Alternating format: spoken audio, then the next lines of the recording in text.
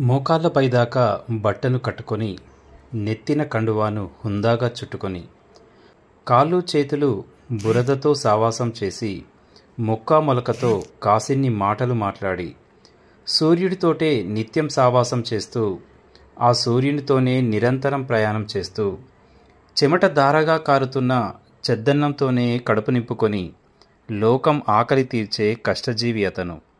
భూలోకాన్నంతా హాయిగా మోసే మట్టి మనిషి అతను. అన్ని పనులు అందరూ చేయగలరేమో కానీ వ్యవసాయం మాత్రం అందరూ చేయలేరు.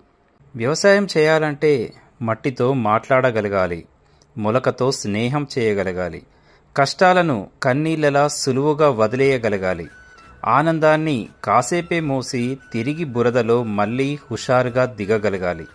ఒకరిని బ్రతికించే, ఒకరికి అన్నం పెట్టే ఇంతకు మించిన పని నీకెక్కడ దొరకదు. దొరికినా చేసే గుండె ధైర్యం కూడా అందరికీ ఉండదు. రైతన్న వందనం.